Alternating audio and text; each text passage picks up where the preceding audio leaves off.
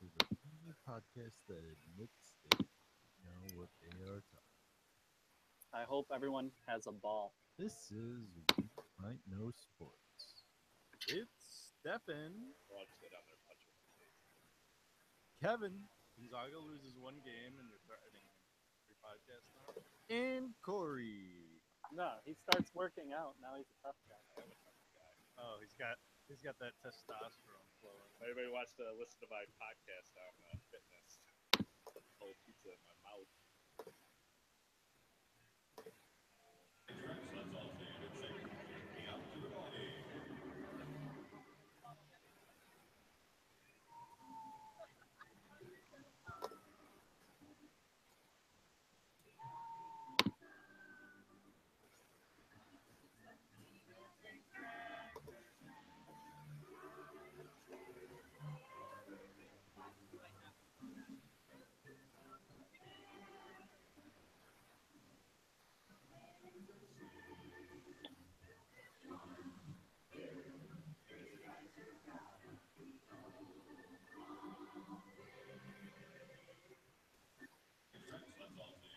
That is right, ladies and gentlemen.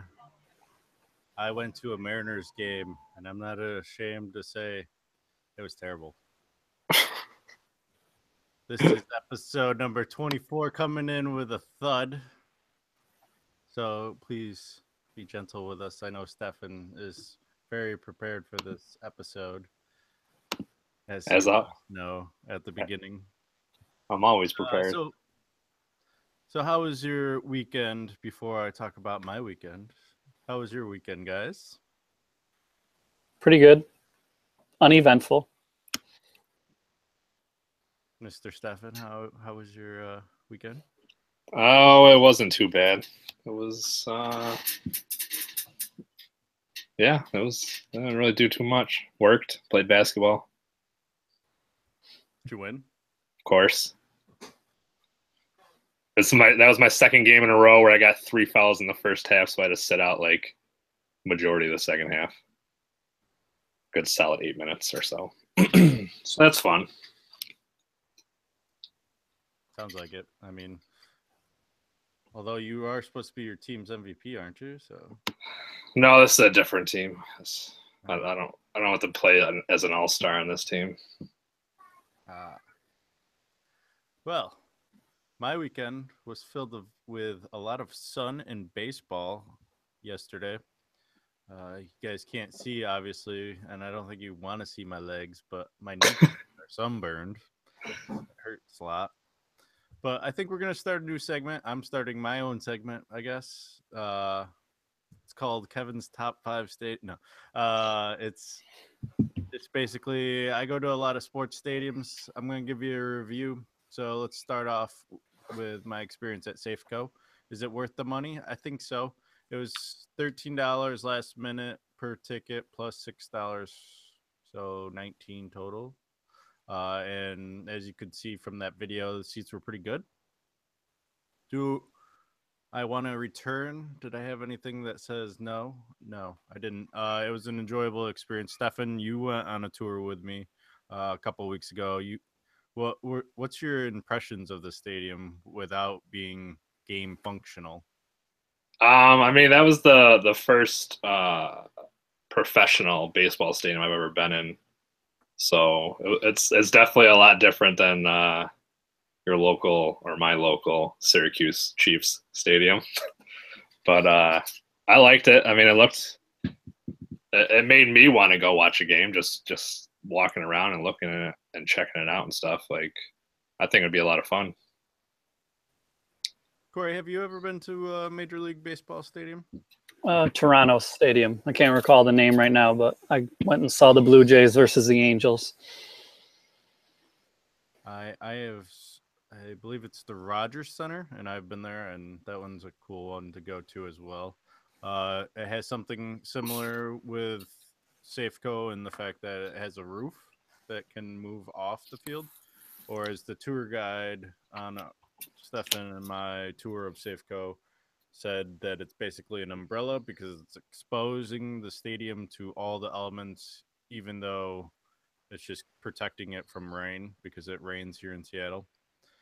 Although they only use it like 13 times a year, I guess. And yesterday was not one of them, although my knees would have appreciated the roof being overhead. It was a balmy 93 degrees by the time we left the stadium at 4 o'clock yesterday afternoon. The Mariners, let me pull out this handy dandy scorecard that I got for $1 at the actually, excuse me, they only charged me 99 cents. Filled this out. I know, Stefan, you're a big proponent of these, but it was an 8-2 game. I'm a big proponent of those. When did I ever say that?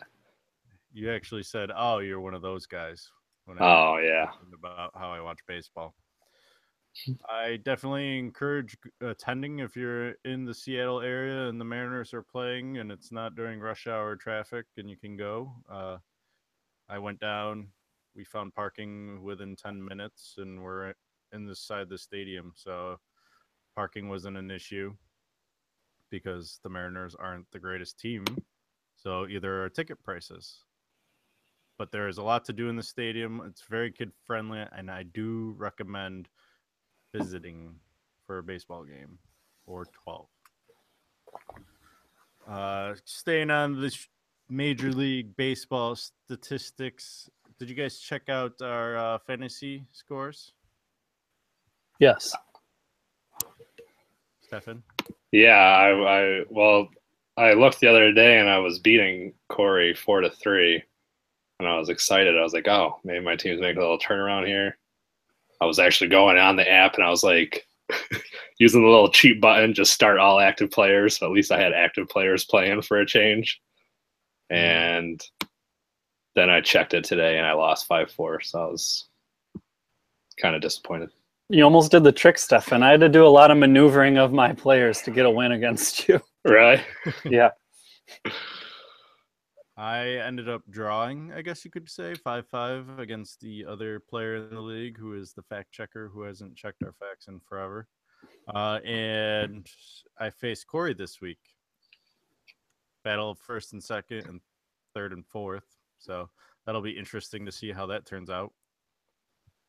Is this considered a rivalry week? No, it's not. Well, it should be. Should be. Kevin, there's a rivalry. Kevin, there's a 2-game difference separating us, right? I think it's 2.5. I don't know where we got the half from. Okay. Because not every week you get the score. Like this week you had 5-4. Correct. Now you went 5-5. Makes sense.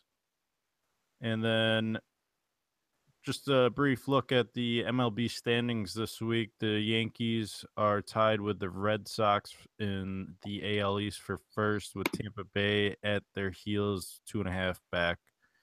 And then it quickly drops in the AL East.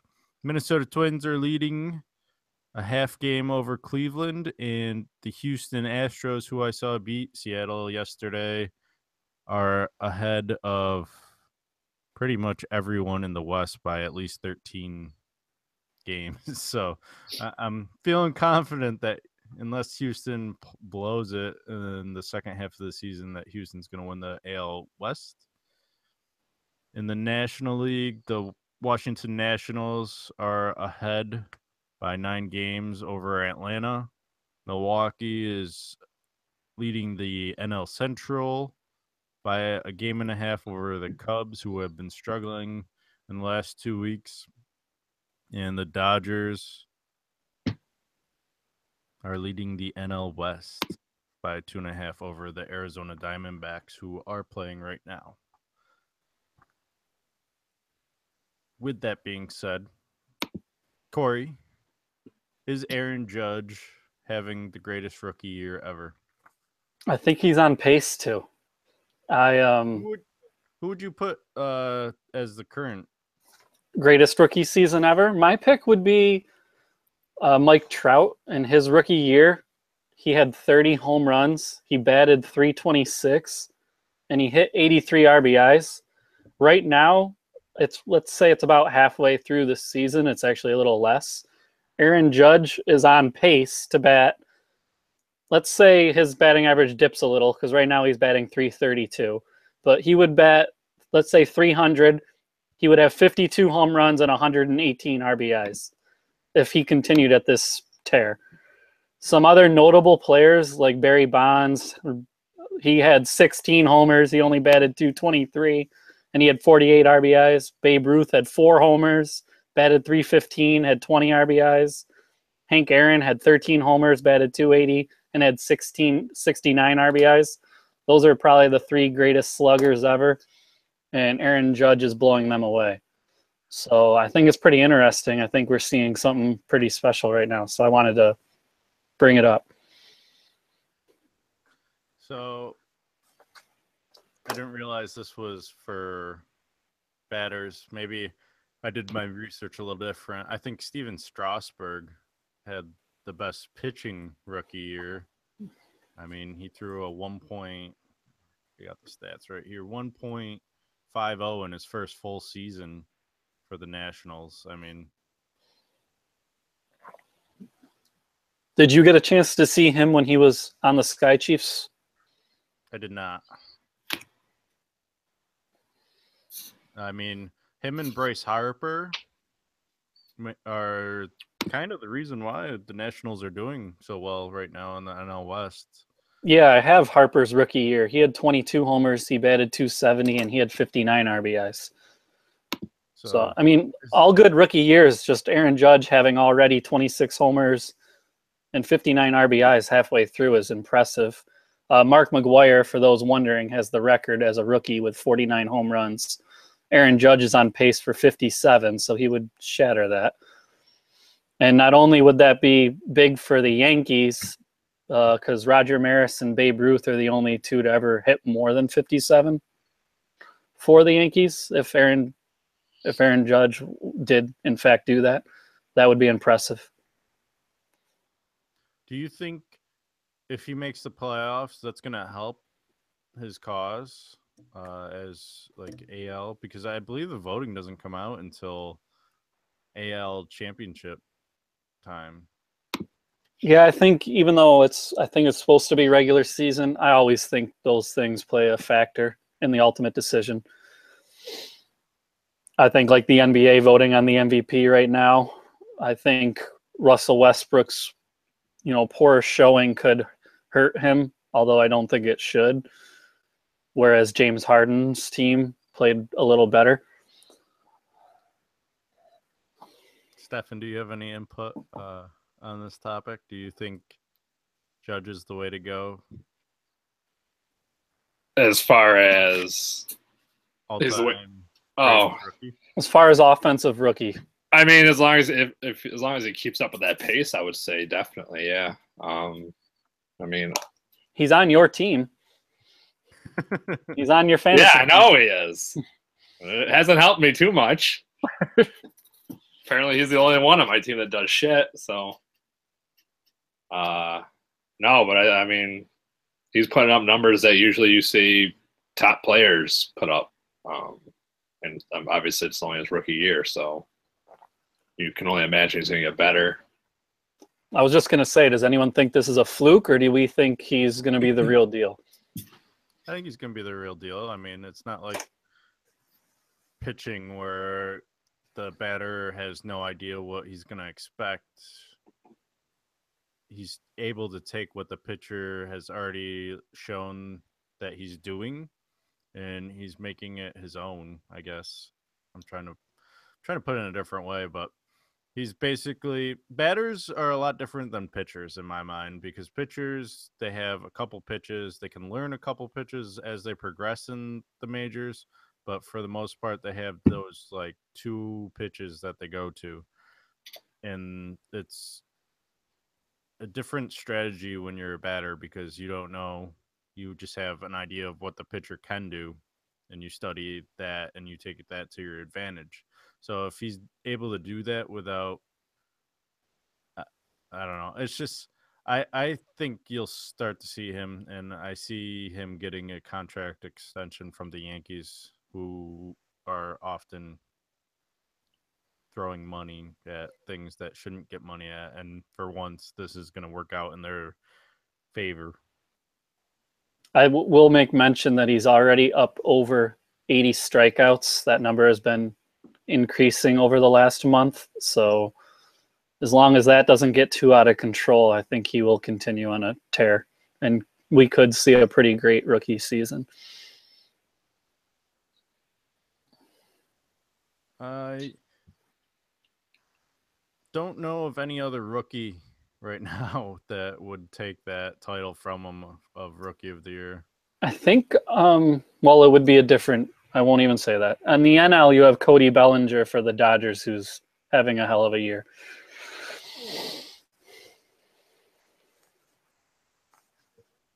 It's kind of different for the Yankees to have somebody they actually like drafted and actually turning into like, instead of going and just buying the best players after they've gotten better on another team. Yeah, like Teixeira and Rodriguez. Yeah. So it's kind of a little different approach for the Yankees, I feel like. He seems to have some personality too. From what I heard, he's got a lot of character and charisma, so that should help the Yankees sell plenty of merchandise. Not that they need any help in that. Yeah, I'm pretty sure they're the last team that needs help selling merchandise. Just because they make $100 million a year off of their TV station doesn't mean anything. Yeah. Doesn't mean they don't want 200 million. Is there another professional sports team that has their own channel? The Knicks did with MSG, but I don't think it's their actual channel. You know, it's the Madison Square Garden. Yeah, this is called the Yankee. Yes. Entertainment Sports or whatever. No, I don't think there is. Yeah. But we may not know, because does Seattle, any team, have their own channel? No. Root Sports is the owner of the Mariners games. And, good old Root Sports. I love Root Sports. Obviously, the NFL does their own thing. But I feel like the only other team that has their own channel is the Texas Longhorns, I believe. So, and that deal's getting kind of interesting as well. It's only available in like Texas now. It's no longer national because of how awesome the Longhorns football team's been doing the past couple of years. In my mind, is the reason why that channel's not doing as great. I feel like if I don't think the NFL allows it, probably. I mean, I don't really see how, I don't know. But I feel like the Cowboys would do it if they were allowed to. They just seem like a team that would do something like that. Jerry Jones would be all about it. Oh, I'm sure he doesn't want to split his profits with the smaller teams like Houston. Well, not Houston, but the smaller market teams that don't have that ability, like Tampa, like Buffalo. Dallas would make the most sense. I think the Cowboys and the Yankees sell the most merchandise of any franchises. Yeah. All right. Well, I mean, we'll see if Aaron Judge becomes the Michael Jordan of baseball, but there it is. There it is. Ding, ding, ding. Well played, Kevin. Well played. Time will tell. Speaking of NBA, hey, did you guys see LeVar Ball is in talks with the WWE? I feel like at this point it's got to be more than just in talks. Like, I feel like this deal's got to be done or it's not getting done because it's supposed to be tonight, isn't it? It's Monday Night Raw. I don't know. I'm pretty sure it's Monday Night Raw. I think they're in LA tonight is what I was reading. Is he going to have his own persona, the big baller? I have no idea what. Be the big baller brand in a spandex leotard. Whatever it ends up being is going to be dumb as hell. And I hope somebody body slams him. I'm more looking forward to the Ball reality show. Yeah, you would be. Is that coming out after the Kardashians? I don't know if I heard there was talks, but I don't know if it'll really happen. Oh, it will. Why not? Yeah. ESPN's working on ratings. They need more ratings. That's why they had all those layoffs, right? I mean, Disney bought them. They should have plenty of money. I don't know why they don't just bring on LeVar Ball as a full-time analyst. Couldn't handle it. Put him across from Skip. Stephen A. Smith. Yeah, that's what I meant. Wrong channel. I know. I forgot. So the NBA draft did happen last week. One of us went 5 for 5 on predicting the NBA draft. No, it wasn't Stefan. No, it wasn't me. It was Corey. Congratulations, Corey. You just won some beers. Finally. We just talked about last episode, me having none. Now I seem to be on a little drought here, winning. We have a couple. So it went Fultz as predicted by everyone. Ball, for some reason, Stefan didn't take Ball. And then mine blew up, and it went Tatum, Jackson, Fox, as Corey said, instead of Tatum, Jackson, Ball, as Stefan had said. So not too shabby, Corey, which leads me to a discussion because, why not? There's nothing else to talk about other than what we're going to be talking about later in the show. But who do you think is going to be this year's draft bust? There's always that overrated player that probably shouldn't have been drafted in the top 5. What player do you think is that one, Corey? Out of the top 5? Yeah. In the top 5, I think the bust will be Jason Tatum. His athleticism is average. His strength is below average. He doesn't particularly measure well as far as wingspan. He's not that aggressive on defense. His positives are his shooting, and he seems to be a scorer. But to take him number 3 overall, I don't know. That seems like a stretch. Stefan, do you have anyone that from the top 5 that you think are going to be a bust? I was going to go for number 7, but if you want me to pick out of the top 5. Well, we can talk about the other ones after this, but I'm just curious, out of the top 5, who you think is going to be a bust? I think that Lonzo Ball will be the bust. Yeah, I was feeling Lonzo Ball as well because I feel like LA is going to get to him eventually. I know he played in UCLA, but that was under NCAA's amazing guidelines that we'll get to talking about in just a few moments. But I feel like with his father and his 2 brothers, I feel it's always interesting to see how the oldest one never seems to succeed out of all the siblings, in my opinion, I guess. I don't know. We'll see. Well, I think out of those 3 siblings, probably the middle child is probably not going to the NBA, which is also what LeVar Ball said. But I don't think Lonzo Ball's. I don't think his jump shot's going to translate to the NBA. I don't think he has a very quick release. He's got that unorthodox style of shooting. I think once you put some real NBA pressure on it, it's going to be a little tougher for him to get off. And even in college, whenever he had some actual pressure in his face, his shot usually was not as well or not as good. So I think he's kind of small, not lengthwise, but muscle-wise. Obviously, he can put on more muscle. Steph Curry's put on some muscle since he's been in the NBA. So, but I mean, I kind of compare him to like a Steph Curry, except he's obviously taller, longer, but I feel a little more like, explosive leaping. Yeah, definitely a little more. But I mean,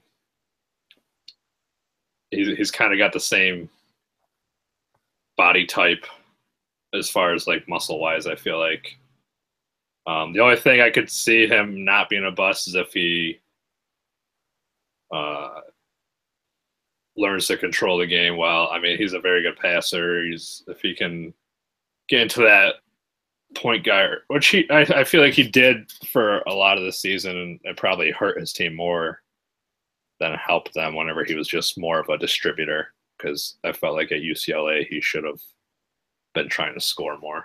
That's what I think the Lakers fans need to realize is they aren't getting like a superstar scorer or anything like that. They're getting a playmaker.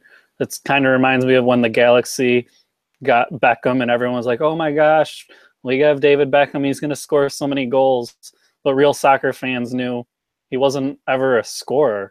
He was going to set Landon Donovan up, make nice passes, be a team player. And that's what the Lakers just drafted, was a team player. Hopefully he makes Julius Randle and even Brandon Ingram better. But I don't think they're getting a superstar. Yeah. So I mean, well, who do you think's going to be the bust of the draft? I think he was number 7. Larry Markkinen. I think he was number 7. Yes, he was. Could be wrong. He went to the Bulls in that big blockbuster trade. Yeah. So I heard some people talking about him. I've seen his stats. For being as tall as he is, he doesn't get a lot of rebounds. So I don't know what he plans on doing in the NBA. I know the NBA's kind of gone away from true big guys, but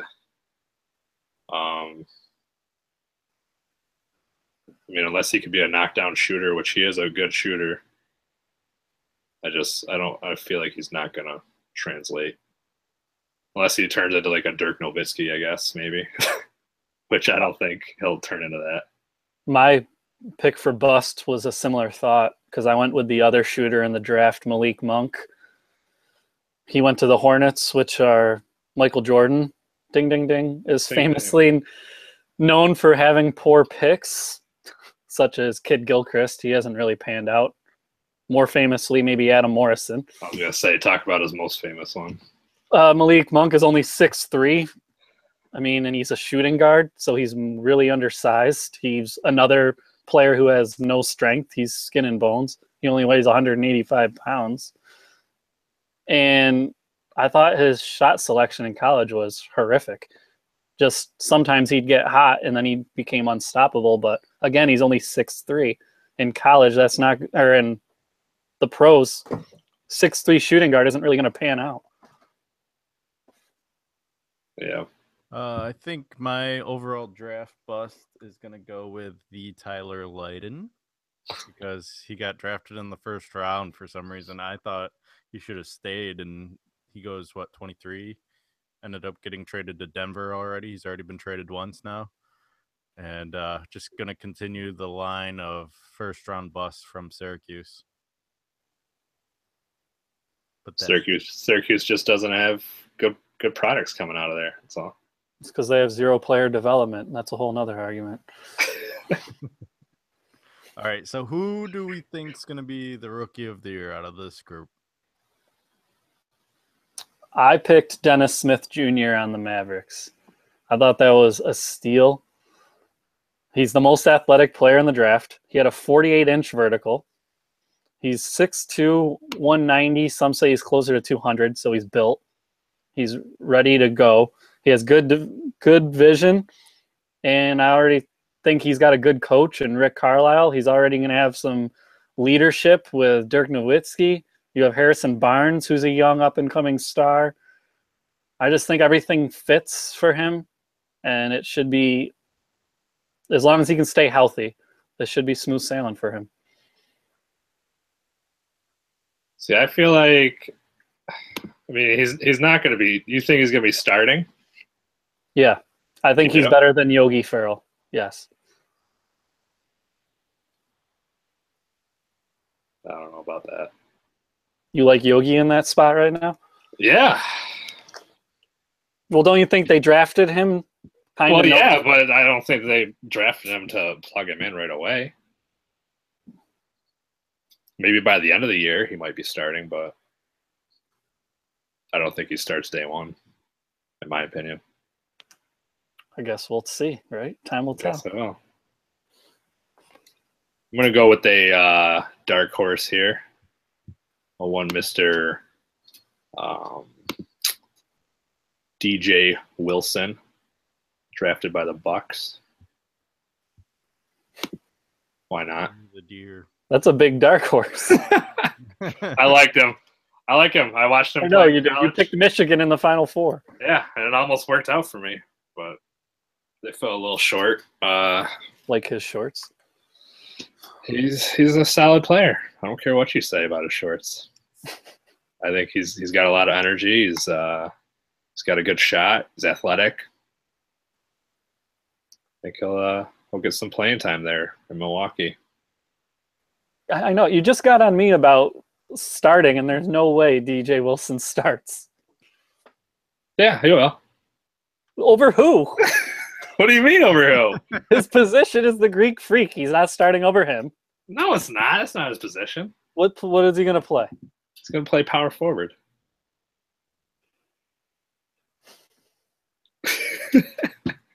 I just don't see it.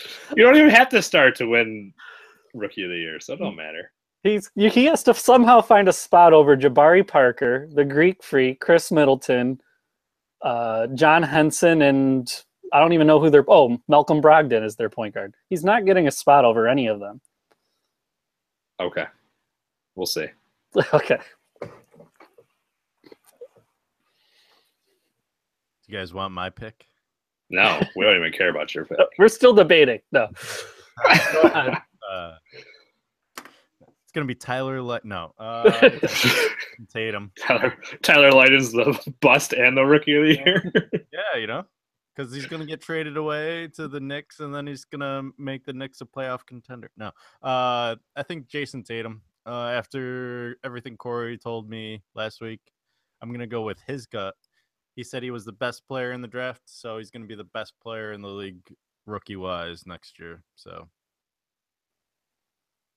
listening to our NBA expert. And then I just picked him to be the bust. I just think he won't meet expectations. I'm not telling Celtics Nation that he's going to be a bad player. I think he's going to be a scorer. I don't know what they're looking for. I think all they want is a scorer. But Josh Jackson was available. You could have had a Jimmy Butler type player, and you passed on him. So, yeah, because it didn't work out for him. Why would you draft somebody that didn't work out for you? You don't even know. I mean, I still think if you watch enough tape, you'd know what you're getting.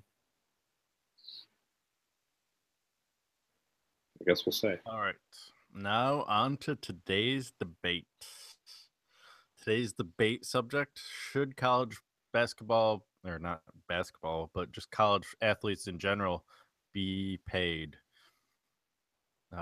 We've had this idea floating around the past couple of weeks. It's been bounced because of other topics, but I think after seeing how we're following the draft that just had the top 5 all freshmen, and I think they ended up with like 19 freshmen in the draft or some number I think it like was 16. that. 16, I think. 7 freshmen drafted in a row. Is this being caused because they're not getting paid, and should they get paid? I guess are my 2 questions to both of you. We'll start with Stefan because I know Corey's opinion. And we'll ask Stefan because I don't know his opinion. Well, seeing how they are technically getting paid with a full ride scholarship, it's obviously their choice on whether or not they want to fulfill that full ride scholarship or not. I don't blame anybody for leaving whenever they have the chance. If you're projected to go high, you got to leave while you're hot and get paid while you can, because you never know what kind of injuries. You never know if you're going to have a slump one year or what. But I feel like they should get paid a little bit, though, just with how much money that the NCAA itself makes, and then the teams, the different college teams, they all make and bring in. There's obviously, I feel like, an overabundance of money coming in that should be distributed to the people that are actually making them that money. I don't think it should be anything outrageous, but they should be able to get some money, some sort of a paycheck or something. Almost like you were working a part-time job. Nothing crazy, not like hundreds of thousands of dollars or something.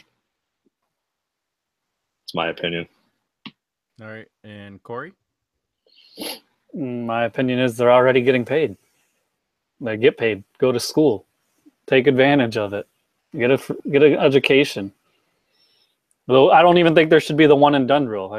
I think if you want to leave high school and go to the pros, go. I think it's ruining college basketball, honestly. So, do you agree with the NCAA not allowing athletes to take advantage of their status and sign or getting paid for autograph sessions and getting paid for appearances or making even like commercial appearances? Should they like not be allowed to? Should they be able to capitalize on their fame? I don't think they need to while they're in school. I mean, Johnny Manziel's fame didn't go away. He could still sign autographs for money and people would pay. So why did he need to do it his college year? He can do it now.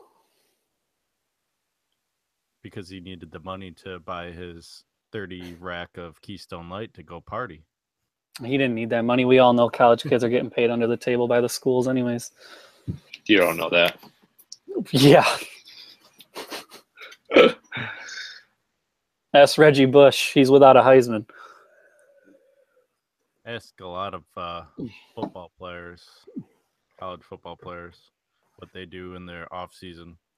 I think they deserve a little bit. I don't agree with they're getting paid with a college tuition because mainly that tuition is inflated to boost the income of the schools off of the scholarships that they're receiving of the athletes. A lot of those private schools like Alabama and LSU have those high tuition fees because they're getting paid, and it helps them with the NCAA draw the football players in so they can get that $5,000 stipend. I don't know exactly how it works. I just know that it's that high for the reason of paying the football players what's legal in the NCAA. I just don't agree with the fact that they're not even allowed to sign or make public appearances. They have to do it all volunteer, but the head coach can make $6 million and do car commercials, and they're not even out on the court. And not to mention, what good is a college education in today's world? I know a lot of college educated people with no or not jobs in their fields of study anyway. Well, I mean, if you get a degree that is actually useful, I mean, I see now they have degrees where you can learn how to make memes all day or something like that. Like, well, there's a lot of jobs that demand at least 2 years of college anyways, even if it doesn't pertain to that job. So it is valuable. It's valuable to go to those North Carolina classes that North Carolina was offering. It's valuable to go to North Carolina because they give you a tutor under the table and that does your classes for you. I mean, wouldn't it be easier if you didn't have these type of stipulations? Like, I just don't see the need not to pay them. I get that you're going to have competitive issues, but you're still already having competitive issues in today's market because of, like, if you go to a bowl game, they're allowed to get like a gift basket of like iPods and headphones and everything. But, you know, those other schools that can't afford to go to the bowl game, I believe there was one this past season, and, you know, you miss out on those opportunities for free stuff. And it's all about sponsorship. It seems like with the NCAA. Like, if you don't sponsor the NCAA, well, then you're not going to sponsor or endorse a athlete.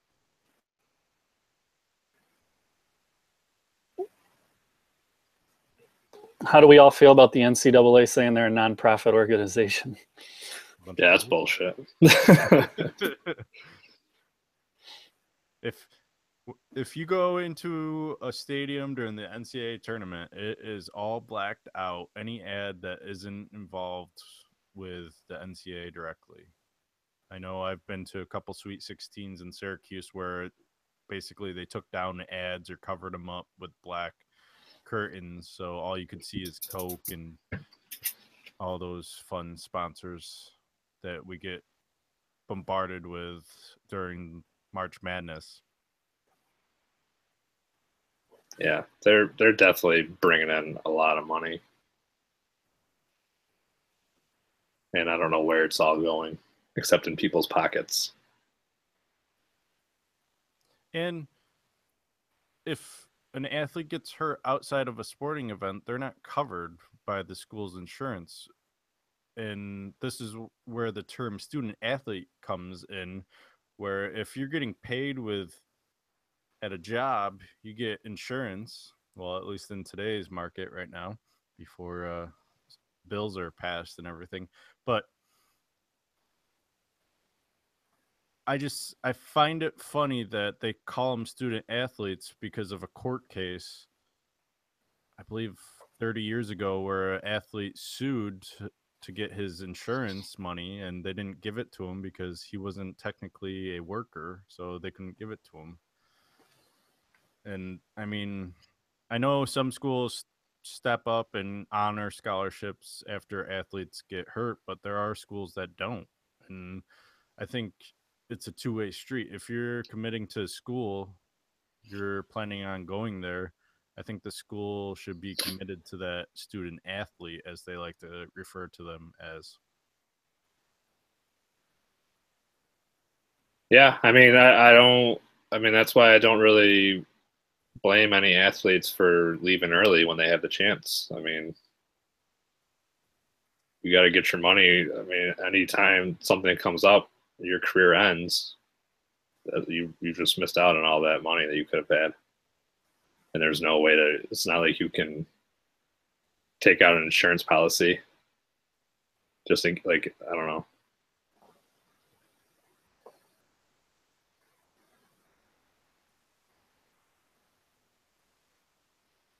All right. Well, in my opinion, they should get paid. If the school's making money off of them, they should earn some money. Like, I'm not saying millions of dollars signing contracts and such, but I just think like $500 a week is a little understanding for as much as they make the school. Does every single player on the football team get that then? I believe so. That's what you would pay every single one, $500? Yeah. In order to keep it fair, I believe, is the reasoning behind it. But we all know that, let's go back to USC, that Reggie Bush and Matt Leinart were the ones that people wanted to see. Why do they get the same cut? Because it's a team sport, and without the team, they'd be getting sacked. Without that offensive line, wouldn't be making those plays. What about the offensive linemen that are just backups, though, that aren't even out there? Why are they getting paid? Practice squad. How are you going to improve your skills without practice? Allen Iverson says you don't need practice. Well, I'm practicing the 40-yard dash for our combine in August, so that's because you need the practice. And I'm taking the Iverson route.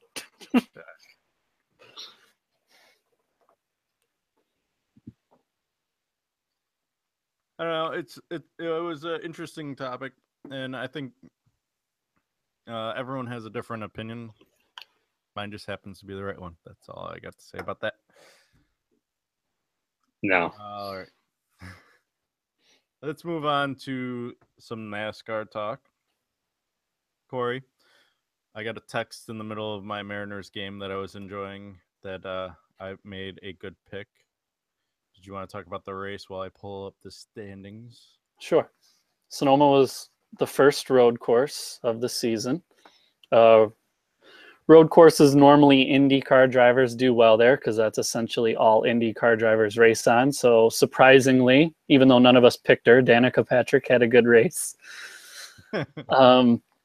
Martin Truex Jr. was picked by one of us, and he was having a phenomenal race. In fact, maybe racing too hard, because after he won stage 1, he blew his engine, putting him towards the bottom. Clint Boyer was finished in the top 10 in the first stage, and in the second stage, he fell all the way down to 33rd. But he was able to fight his way back by the end of the race into second place somehow. And the guy I picked, Daniel Suarez, finished the best out of all the rookies, but he just kind of hung in the middle of the pack all race. Other than that, the race was kind of uneventful, other than Truex. There was a couple bangs here and there. Casey Kane had a little accident, but nothing major. And I didn't say the winner. The winner was Kevin Harvick, did finish and got his first win at Sonoma in his long career. So that was a big win for him. And that puts him in the chase, officially. He's officially in the chase for the chase? Yep. All right, so I've got the standings pulled up. And Kevin takes the lead, getting his 5th pick of your Truex Jr. As Corey mentioned, Stefan didn't do so hot. Got you 11 points, though. So you didn't lose too much stride. It wasn't like your Elliott pick where it only got you 1 point. My streak of more than 1 point. You're still due. It's coming. It's coming. Suarez Jr. actually did pretty well for you, Corey. 21. It's getting very harder and much more harder to find I haven't picked that are in the top 20, Corey, I must say. That's why I've if you've noticed the last couple races, I'm starting to dip into the middle of the road drivers so I can use some good ones towards the end. I'm saving those for the chase. You get to reuse all those guys for the Yeah, chase. you might as well use them now. Once we do the chase, you get them all back. Well, that's what I mean. Yeah. Get as big of a lead as I can. That way. Mm-hmm. I got you. How many more races do we have until the chase? 11? 11, and we are now starting to watch the races on NBC, correct? Oh, I don't know. Last race was on FS1. Was that the last race on FS1? So, because now is Daytona, and usually they use Yes. that switching marker. Yep, another restrictor plate race, which means take a fast driver. Who are the fast drivers? Well, I'm going to go with Dale Earnhardt Jr. He loves to put the pedal to the floor. He didn't work out last time in Daytona. No, it didn't. But he had an awful start to the season. In the last 3 races, he's finished in the top 10. So I feel like he might be figuring it out, and he needs a win. Otherwise, he won't be in the chase. Plus, he's retiring at the end of the year. So this is his last Daytona ever, giving him more reason to give it a good go. So I'm going with Earnhardt. Stefan, do you want me to go while you look at your pick? No, I got mine. Who? I'm going to go with Ryan Blaney. Damn it. Just kidding. I'm not. I just saw you changed it. So I was going to fuck with you. I'm going with Kenseth. I was going to go with Harvick, and because I didn't realize that he just won the last race, and I'm betting that he probably doesn't win another race. So, right in a row. So I figured I'd switch it up. I'm putting my money on Blaney, as Stefan revealed. The jerk. Good pick. He's been good this year. Look at your stats. I did a lot of research on my pick, And I must say, one of our viewers let me know that they're impressed with my picking skills, even though I don't watch NASCAR. So the fact that I'm in first place with no knowledge of the racing this year. Just saying, Stefan, step up your game. Do some More like luck for you. luck. Okay. Educated guesses is what I'm saying. I don't know about that. All right. Now to this week's beer picks. I figured we would go with the Confederations Cup because we have two chances of being right or wrong. Now, this is the semifinals action. First game is Wednesday, Portugal versus Chile on FS1 at 2 p.m. Eastern Time. Corey, as the defending beer champion, you get to make the first pick. I'm going to pick Portugal. Portugal? 2-1. Ooh, even Bonus beer if I get it right. 2-1. Yeah. Bonus beers if you get the score right. Jesus Christ. No pressure, Stefan. Is this do they how does this work? Is this just one game? This is the semifinals, so when Right, but they don't do like a aggregate. No, this is so maybe I should have explained what the Confederations Cup is. Yeah, Basically maybe. the winner of each soccer region plus the so like for the US they play in the CONCACAF Mhm. Gold Cup every 2 years, and they basically are represented by the winners of the two.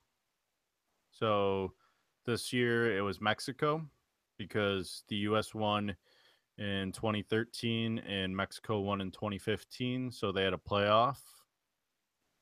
And the US lost 3-2. So that's how Mexico is in there.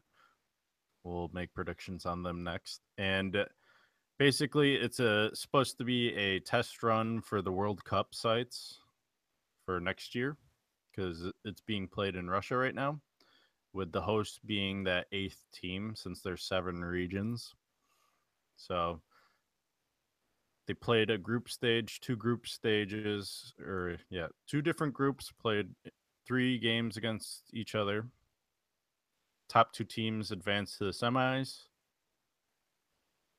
Bottom 2 do not.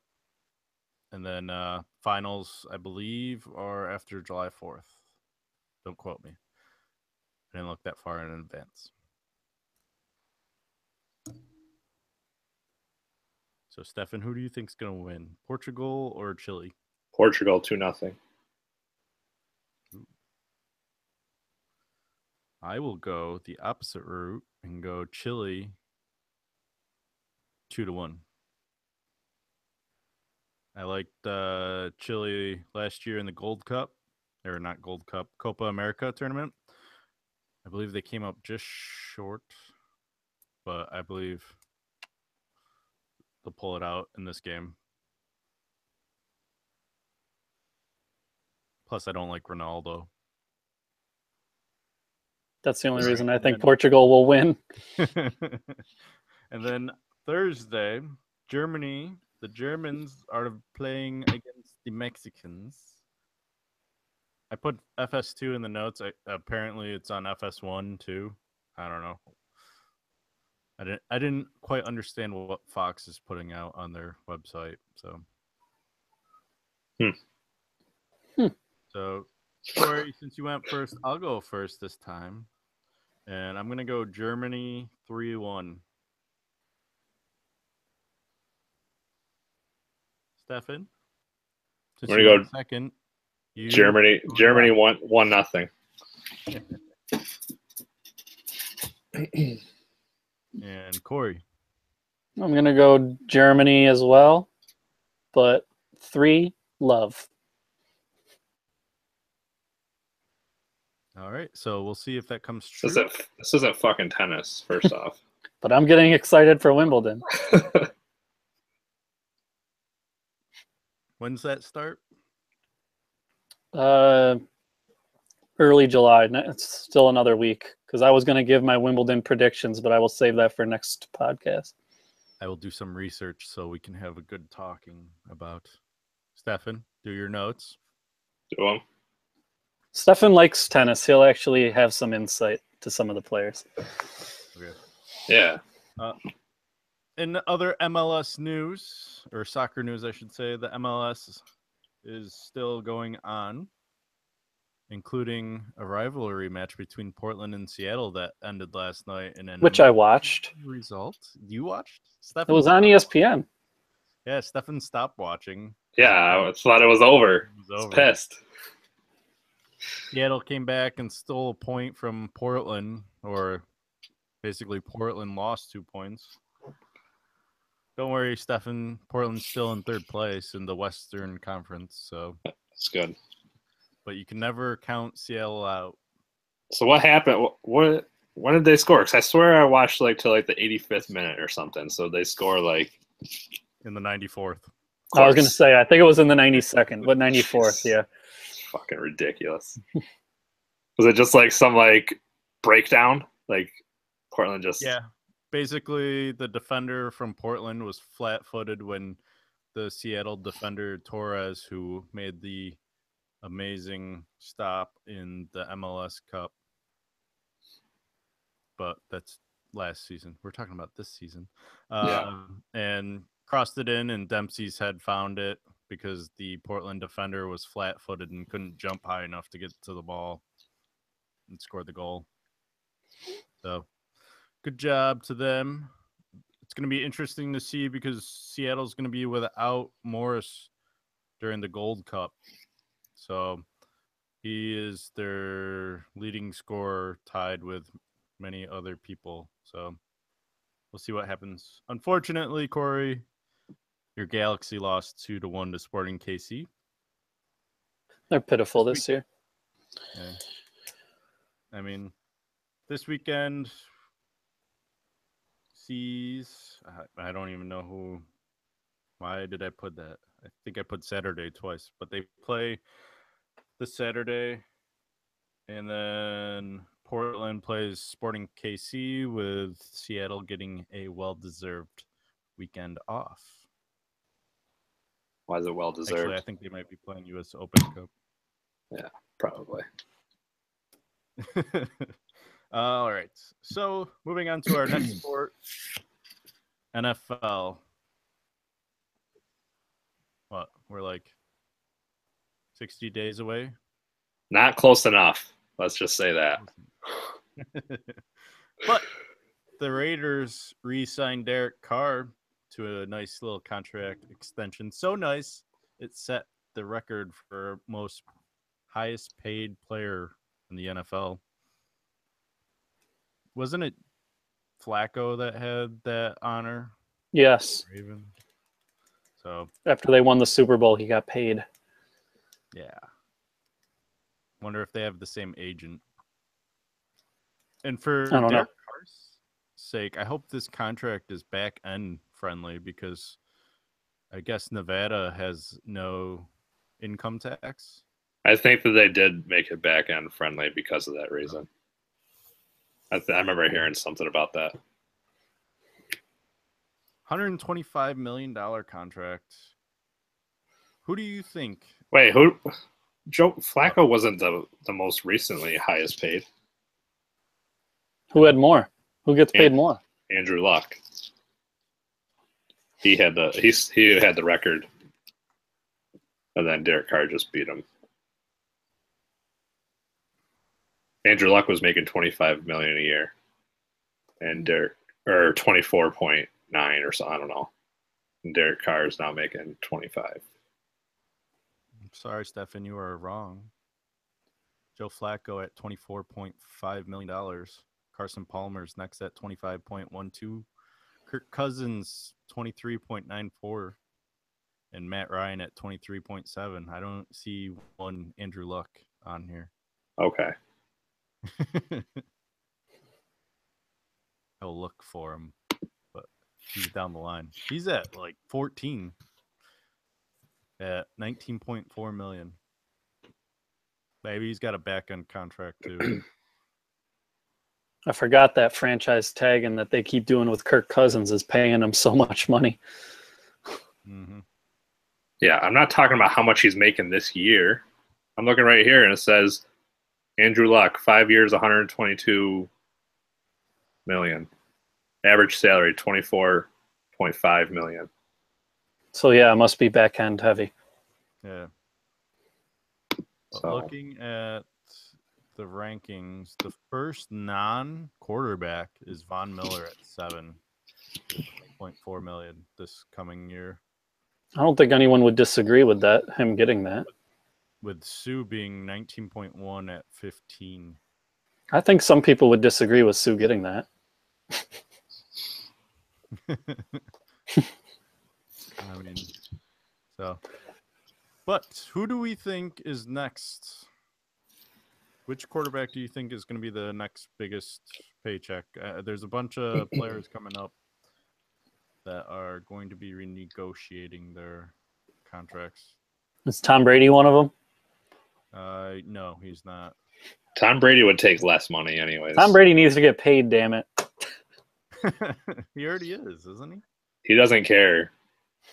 The person that needs to get paid that's being severely underpaid right now is Aaron Rodgers. Why? He doesn't win. Because of what he has around him. Jordy Nelson? Who missed all of a whole year and then came back last year? Okay. And looked phenomenal. And their defense has been what every year? I don't know. Clay Matthews is a stud. Okay. Who else is a stud? Clinton Dix was not last year, but the year before. Uh-huh. Their defense every year is awful. And they have to just score a ton of points. And they let Peppers go. That was probably a smart idea. He's old as shit. Wow, Tom Brady only makes 14 million this year. Yeah, Tom Brady does not make up much. That's what I'm saying. He Pay the takes man. pay cuts. He wants to win Super Bowls. He don't care about money. Well, that's my answer. Whenever Tom Brady's contract is up, he's getting paid. I bet you he won't. I'm having fun on this ranking website. Kirk Cousins is the number one base salary player, followed by Ryan Tannehill at 17 million. Yeah, what's Kirk Cousins making? 23 or something? 20 something? 23? Guaranteed. Yeah. Wonder how long that's going to go. How long can you franchise tag somebody for? Just continue. Like, is there a limit? Probably. He's actually. He'll probably, if he doesn't sign with the Redskins, somebody else will pay him a ridiculous amount. And he doesn't even deserve it, really. I don't think. Nope, I lied. Justin Houston out of Kansas City is number 5 ahead of Von Miller. Sorry. Actually, I know who the next quarterback is getting paid is. Who? Matt Stafford. His contract's coming up. But why? They already talked. I was listening to them talk about it, and they said that the Lions are going to pay him. It's because the money, the cap's gone up, I believe, right? The salary cap. So that's why there's all this extra money. That's why what's his face got paid whatever he had to go to the Bears. What's his name again? Your boy from Mike Glennon. Oh, got paid a ridiculous amount to go, and he's not even going to he might start, but he got paid. I just don't. He's getting paid more than Tom Brady, I think, right now. So why wouldn't you pay Matt Stafford? Because Matt Stafford averages no fantasy points per game. That's why you shouldn't pay him. Okay, I'm sorry that you put him on your fantasy team. It's unfortunate for you. He averages less fantasy points than Alex Smith and Ryan Tannehill. Why would you Trust pay me, I've made the mistake of drafting Stafford. I will never make that mistake again. So, but in a league where you need elite quarterbacks, and I wouldn't give him an elite quarterback, but you need good quarterbacks. He's a good quarterback to have to give you a chance to win. That Detroit was 11th in average time of possession in the second half of last season and averaged the third most plays per drive and in 7 of the last 10 games, Stafford had 0 touchdown passes. That dude's garbage. Don't pay him. No, Well, please don't. he's going to get paid. He's going to get paid. Drew Brees is a free agent this next season.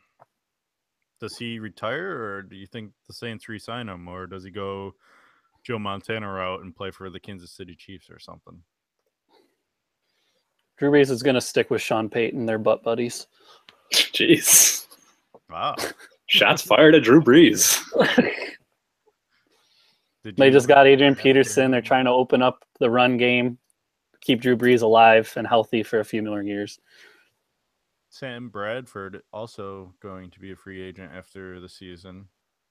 Does he, after his performance in Minnesota, have like leverage? Or do you think they're just going to go Bridgewater and let him go wherever? I think they're going to see how Bridgewater looks when he comes back. From my understanding is he's not even fully back yet. He's still rehabbing. So I don't think he's supposed to even be able to play at the start of the season. When's Tyrod Taylor going to get paid? He'll never get paid. Hopefully, never. Why? He's already overpaid. Do you know that he's the only player in the last 2 seasons who has over 3,000 passing yards and 550 rushing yards? Dude should get paid. How many wins does he have? Again, what's around him? He has nothing. You were talking about Aaron Rodgers not winning. So why is it different for Tyrod Taylor? Because he's doing more. Again, he's the only player with 3,000. He's doing more than Aaron Rodgers. Get the fuck out of here. Get off the podcast. You have just officially lost all credibility. Okay, Aaron Rodgers and Drew Brees are the only 2 players averaging more fantasy points than Tyrod Taylor. I doubt that. That's a fact. Since the beginning of 2015, only Aaron Rodgers and Drew Brees have more games with 15-plus fantasy points than Tyrod Taylor. And Taylor has actually averaged more than them with 18.71 points per game. All right. Well, you draft Tyrod Taylor this year. Put him as your number one. Put him as your number 1 pick. Apparently, Yeah, fantasy points. He's getting kept. Who the hell's keeping him? Probably Colleen. We're starting all over anyways. No keepers. We're starting fresh. We're going to a new league. New venue. You decided no keepers? No, we're going to do keepers, but we're starting over because I don't want to. No, you just said no keepers. No, we're doing keepers. No, the reason that I'm going to the new venue, to the new website, is because I want to be able to plug in keepers where you drafted them. You drafted fucking Carson Wentz in the last round, and now all of a sudden he turns into a stud. You keep him, then that's great. Now you get a stud in the last round. No, Kevin doesn't like it, but too bad. Guess what? It's my fucking league. And fantasy doesn't equate to getting contracts, but fantasy is a decent measure of how many yards and how many touchdowns you have. That's the only reason I was using it. Yeah, I know. I was just, I just found it funny how that's what your argument was fantasy points. I just found it crazy that Tyrod is getting that much yardage. I didn't even know he was doing that well. I would never take him in fantasy. He's not doing that well. He's just not. Like keepers. Well, I guess you can go start your own league. Apparently, I might have to. Yeah. I thought you were keeping Winston or something. That's fine. I don't have Winston, do I? Yes, you have Winston and Drew Brees, man. I don't remember my team. And you have David Johnson. It doesn't matter. He can't keep any of those people anyways, so it don't matter. He can keep any one of them. No, he can't. Why? I just explained it to you. You can only keep someone near the end of the draft? Oh, my God. We're starting over with the keepers. We're drafting all fresh. You'll be able to keep somebody from your team this year to go into the next year. You can just going. I'm just saying, fuck all of you. I'm done trying to cater to everybody's needs. Play in my league. If you like it, you'd like it. If you don't, get the fuck out. So it's a redraft. Redraft. Yes. Oh, it is. Redraft. It is your league because back in April you were like, "I'm done with fantasy football." Yeah. Well, you know what? Now I'm gonna fucking run this shit. I'm gonna stop trying to fucking make everybody happy. I'm gonna do it how I want to do it. And you know what? Now I'm going to start winning. You heard it here first. Fucking championship is coming home to me. Total redraft. I'm digging it. I think it should be that way every year, but No, we're doing keepers. So We're doing it his Get way. over it. Damn it. Get over it. do it his way. Jesus. All right, so we'll It's not even time to talk about fantasy football, so let's not even get on this discussion. Can I See what you gotta transition say. now? So, go ahead. We'll see if Stafford becomes the next highest paid. I don't think he deserves it because he hasn't produced anything, but we'll see. MMA wise, Bellator had their pay-per-view finally. Their second one ever, right? I think since 2013 was their first one. And let's see here. The main event was Chael Sonnen versus Wanderlei Silva. These two were coaches on The Ultimate Fighter. They never ended up fighting because USADA scandal with Silva running away from the tester because, you know, who wouldn't trust a guy that comes at you and sticks you in a broom closet and tries to stick needles in you? I mean, I don't know if you guys heard that story. No. So apparently when the UFC first started testing, it was right around the time Sonnen was supposed to fight Silva after being the Ultimate Fighter coaches. And they took Silva into a broom closet. They didn't show him ID. They didn't have to show him ID, apparently. And basically told him, hey, I want to stick a needle in you and make sure you're not testing positive for steroids. So, and he ran away. So basically they suspended him originally, I believe, for a lifetime, but I think it only ended up being 2 years after all this fun evidence. It wasn't After all that, it didn't matter because Sonnen kicked his ass. Yeah, Sonnen controlled the entire fight, basically kept it on the ground. Every time they would get up, Silva did land a couple good punches in the first round, but pretty much after that, it was always Sonnen taking Silva down. Tito Ortiz was in the crowd trying to give Silva advice because Tito Ortiz is the last one to beat Sonnen. Just last year, right? I think it was in April. Okay. Just this year. It was Ortiz's last fight, supposedly, but he keeps popping up on like coming in as a backup fighter when fighters don't work out. So I don't believe he's officially retired. So we'll see. He needs to come in and take out John Jones. Oh, He tried that. he tried that. Didn't work out. Other action in the Bellator, Ryan Bader defeated Phil Davis via split decision for the light heavyweight title in Bellator. That was a uneventful fight to the point where the ref told him in the middle of the fourth round to give he stopped the fight and told him to give the judges something to judge. That's how boring of a fight it was. So always gotta love. I believe it was Dan Miragliotta that stopped that fight. It's sad that Ryan Bader's career has come to that. He was such a big deal at first in the UFC. I mean, these two had fought before, and no one liked the fight. It was pretty boring. I think it was just the clash of styles, as Corey and I always like to point out. And I think they both are basically anti their styles. So Matt Mitrione defeated Fedor after an amazing double knockout. Did you see that, Corey? Yeah. And basically, that's so rare. Mitrione won because he was the first one to hop up afterwards and just went to town on Fedor after a quick stoppage.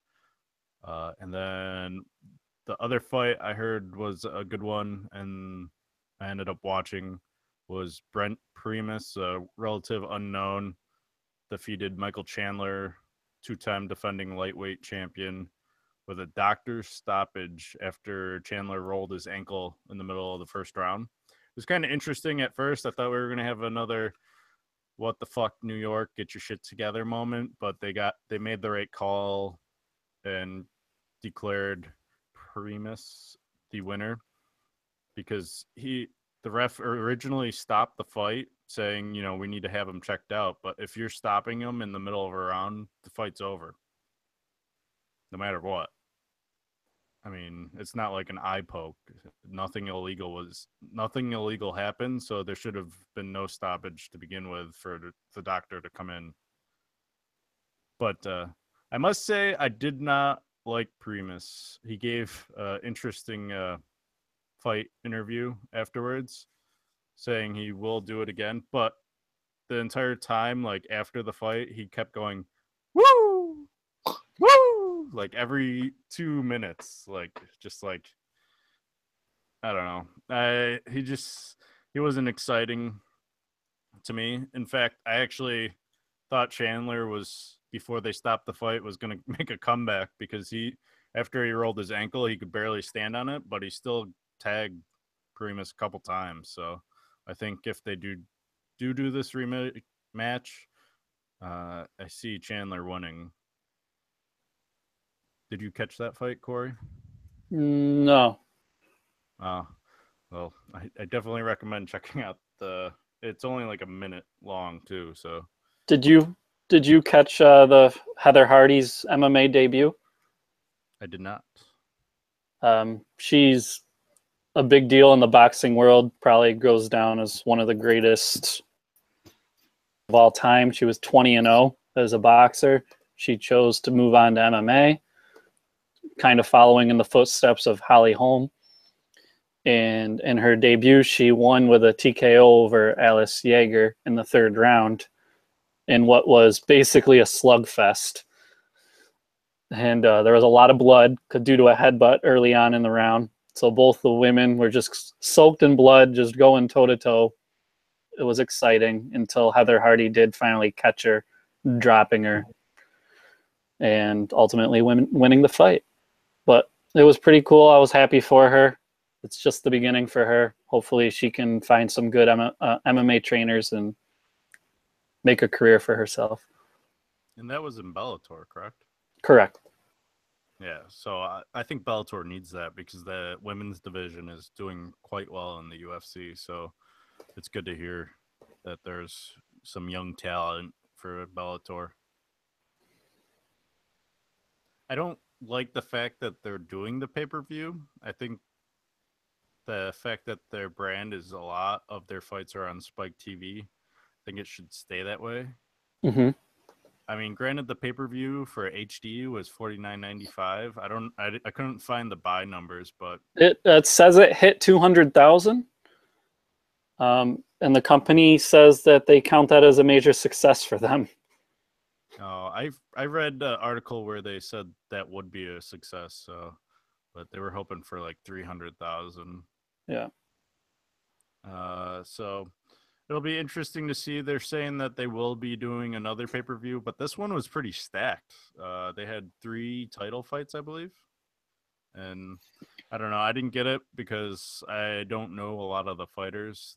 The only ones I knew were the ones we talked about, pretty much. So They seem to be scooping up a lot of the older UFC fighters. mainly because they're paying the athletes what they feel they deserve. Well, at least better. I know the UFC, it's pretty much you don't get paid until you prove yourself, and even then, you don't really get paid unless it's a title fight. So we'll see how many more athletes go. I know they picked up a new announcer, one Michael Goldberg, who was recently let go by the UFC.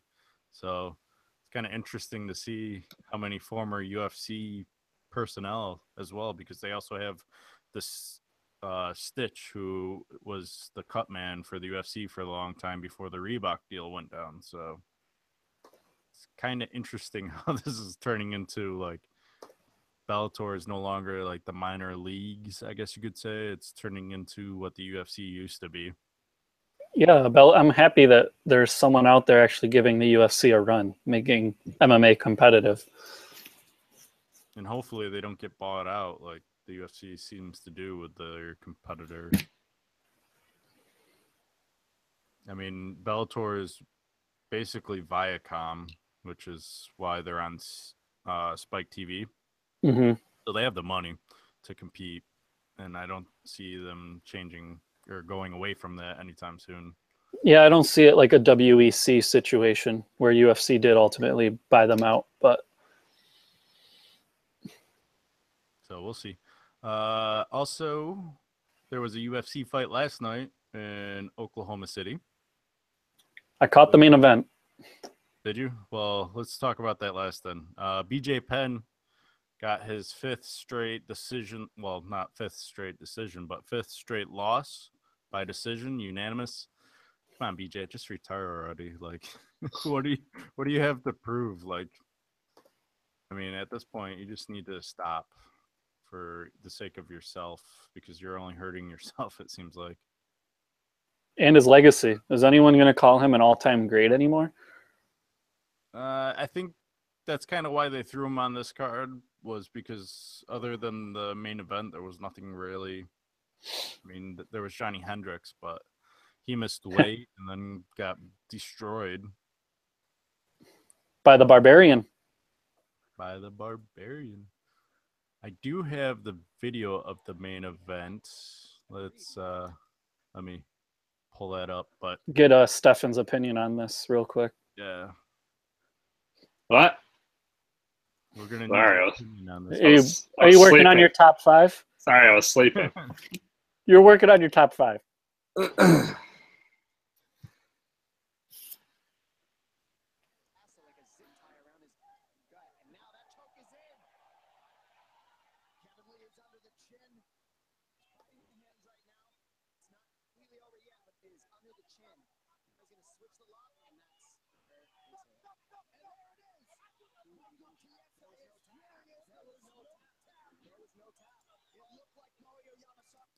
So, what do you think, Stefan? Do you think it should have been called when it was?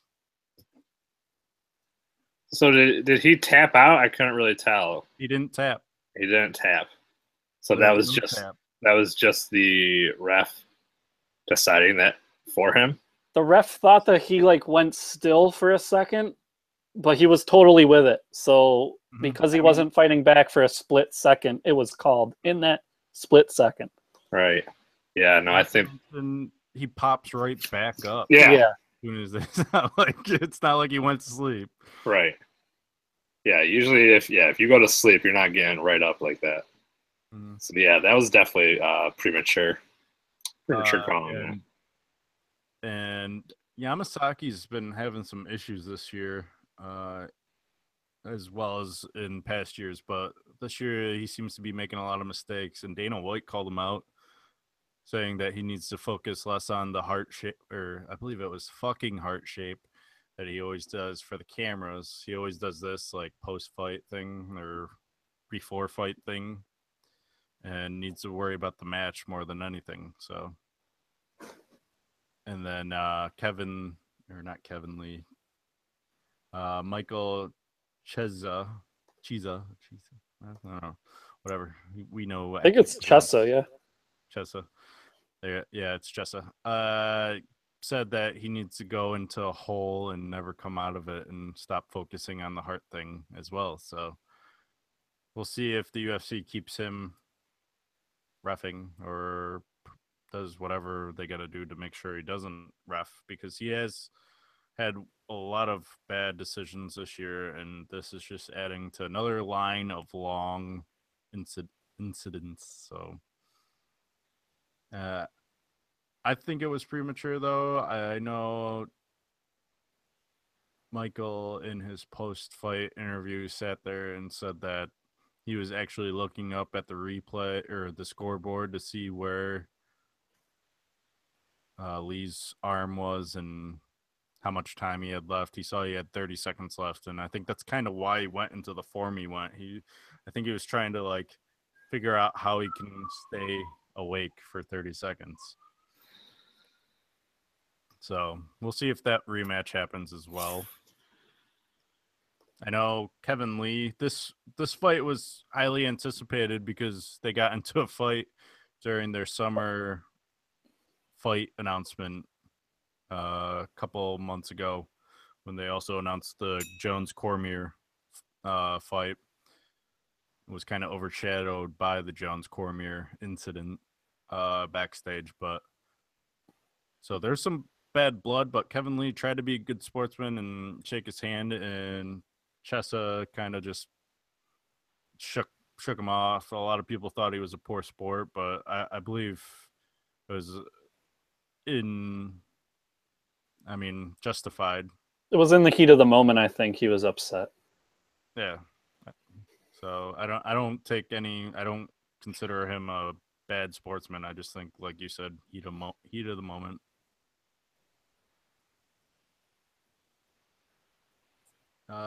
We'll be talking about UFC 213 next week, so that'll be fun to talk about. Our girl Nunes versus Shevchenko. Stefan's totally biased top 5 pound for pounder, I think. I believe so.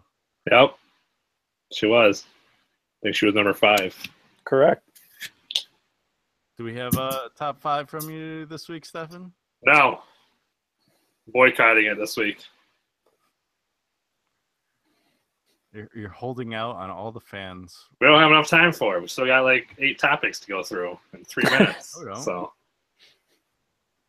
we have plenty of time. No. Well, I didn't do one, so we don't have time for it. Well, you have 2 more topics to come up with one. How about that? How about we do a remix and we do Kevin's top 5? Remix? Because it's not my segment. I already had my segment. I actually had 2 this week. Well, Corey can pull one out then. Stefan, between you and I, let's do the top 5 draft bus. There you go. For what? For this draft? No, of all time. Of you all can do it off time? the top of your head. Didn't we already did something like that. Did we? Yeah. Remember I did Ryan Leaf and all them? Oh yeah. That was NFL, but yeah. Oh, you want an NBA? Yeah. Oh, I figured because we were talking about the NBA this podcast, yeah. Sorry, the most recent thing I remember was NFL. I forgot we talked about NBA. We could do that. All right, we'll do that when, I don't know, whenever Kevin wants to. Yeah. Well, I'll let Stefan think about it for another minute or two while I discuss the final 2 subjects. The College World Series is this week, starting tonight. Actually, right now, it's already underway. On ESPN, LSU versus Florida, battle of SEC teams for the College World Series championship. I'm taking, I think it was Florida that I watched. They look pretty good, so I think they're going to win, and they're just going to sweep them 2-0. You guys want to weigh in on that at all? Who are they playing? Oh, LSU. Yeah. Yeah, I'm going to go with Florida as well. Sweep. They're a pretty dominant softball program. I mean, they or World Series program. Oregon State, I believe. So wouldn't be surprised to see Florida. Stefan, keep doing your homework. And then Pacquiao versus Horn fight is this coming Saturday on ESPN. No pay-per-view necessary to watch this fight. Corey, what should we watch in this fight? Is Pacquiao past his prime? Like, does this championship really matter? Like, Pacquiao's past his prime, but he still is a major belt holder. He holds one of the 4, the WBO. So it is a title defense. I think it's on ESPN because no one was going to pay for Pacquiao Horn. Jeff Horn isn't ranked in the top 100. So this is I think a showcase fight for Manny Pacquiao to look good and to get some of the other bigger names to want to come in and step in with him.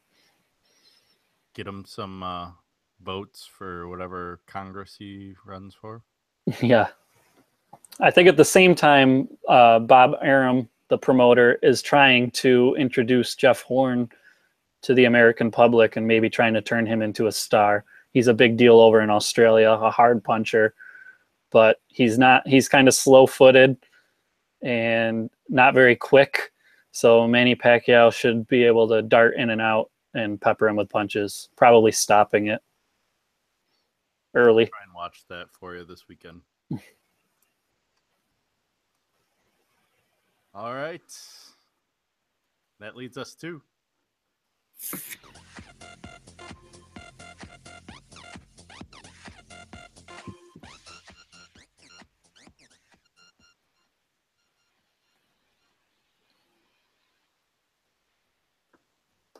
Shuffling.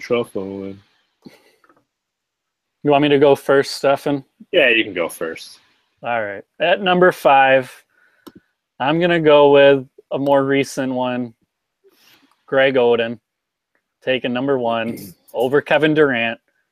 And in all of Kevin Durant's tryouts, all 3 of them, he didn't miss one shot, and nobody chose to draft him first.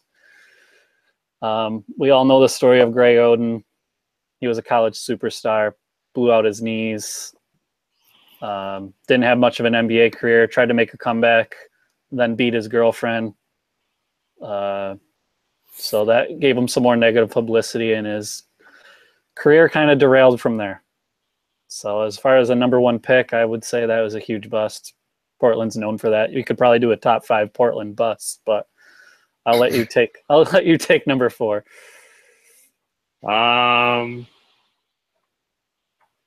Let's say number 4, Michael Olowokandi. Olowokandi, the Candy Man. The Candyman went to the Clippers, number 1 overall, right? Number 1 overall. But yeah, he did not play like a number 1 overall pick at all.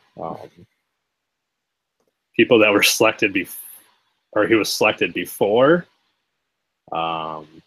Few decent names here. We got Mike Bibby, Antoine Jameson, Vince Carter, Dirk Nowitzki, and Paul Pierce. Yeah, so that was a solid pick. Solid pick. Are you passing it on? Number 3? Yeah, you do number 3. All right, number 3, I'm going to go with Hashim Thabit. He went number 2 overall to the Memphis Grizzlies. People are like, who? And that would be my response exactly. He did nothing. Kevin, you might recall him. He was the center for Connecticut. He was dominant in college. Everyone thought he would be the next Dikembe Mutombo because he was a great shot blocker. But it just didn't pan out. He just had stamina issues and couldn't keep up with the quickness of the game. Ooh, can I do number 2? No, sorry, I know where you're going with it. So Where do you think I'm going? I know exactly where you're going with it. Well, I figured Stefan would pick him at one point. No, I was going to leave him off the list. Well, I think it's going to be a surprise for you, Stefan. All right. Darko Milicic. Yeah. Oh, there you go. In That's the a good one. 2003 draft. LeBron 1, Carmelo 3, Darko number 2 because of some practice the Detroit Pistons walked in on and noticed him and then fell in love with him and picked him number 2. Did he ever do anything in the NBA? No. He actually played about 9 seasons, I believe, which is longer than people may recall, but he never really panned out. He had a stint in Minnesota where he did play decent, but he ended up suffering from depression and some psychological issues that he couldn't make it through. He was selected before Dwayne Wade and Chris Bosh. Bosh, yes, I believe they went 4 and 5, right? Yep. And Melo, yeah. Chris Yeah. Bosh, Melo, Dwayne Wade. That's that 03 draft that I was saying could compete with the 1996 draft as one of the greatest drafts ever. Right. The funny thing is that, like, Detroit was such a good team at the time that they really didn't even need anybody. And imagine if they landed Carmelo or they overthought it. Yeah. Yeah, they overthought it. Carmelo was the obvious second best player, and they just thought that they were going to score Dirk Nowitzki, and it just didn't happen. They could have had a team for like years in And years. I'm sick of hearing every single year, oh, this player is like Dirk Nowitzki. Can we get over that there isn't another one? Yeah. You're not Dirk Nowitzki. Andre Bargnani, he's the next Dirk Nowitzki. How'd that work out? Basically, any tall white European that comes over is the next Dirk Nowitzki. Markkanen, the new Dirk Nowitzki. Yeah. Porzingis, I'll give so far, has panned out. Yeah. But that's about it. So anyways, number 1, anybody want to take it? Stefan? I'll take it. We'll go back a little further to Mr. Sam Bowie. I had a feeling. That's who I was going to pick. I think it's unanimous. And we can mention him one more time. Who do you go in front of? Michael the Great Jordan. Also went in front of Charles Barkley and John Stockton. And again, that 1985 draft, correct? All three. Hall of Famers. Was that the 1985 draft? 1984, yeah. Okay, that's the other draft that I think could be comparable with 96. Name those players. Who went one? Akeem Olajuwon? Yeah. Yeah. So the funny thing is that Portland actually lost a coin toss for the first pick in the draft that year. So if they had just won the coin toss, they would have ended up with Akeem Olajuwon, and they probably would have rewritten the whole history of the NBA. Of Portland. Because Akeem Olajuwon would have been the bust instead of... No, Akeem Olajuwon would not have been a bust. So there you have it. Teamwork. We did it. Good job. That's not a bad top 5 for last second. Not bad at all. You thought I was going with Adam Morse. I did. We did leave. I thought you were too. Honorable mention. He's got championships. Where? What do you mean where? The Lakers. Yeah. On the bench. Still got championship rings. More than you can say. More than I can say. You need practice squads. You mentioned you need a practice squad. Yeah. How dare you throw my words in my face? I'm on. All right. So as I alluded to earlier this podcast, we're going to be talking some UFC. Apparently, we're going to be previewing Wimbledon. I'll try and watch the Pacquiao fight. So Corey has someone to talk to about boxing. Well, Stefan, if you're around Saturday, you can watch it too. I mean, we all have ESPN. For which fight? Pacquiao Horn. It will be at like probably 9 or 10 o'clock on Saturday. You'll probably be out partying with the youngins, but I'll actually be working, but I'll be working. Watch ESPN app works too.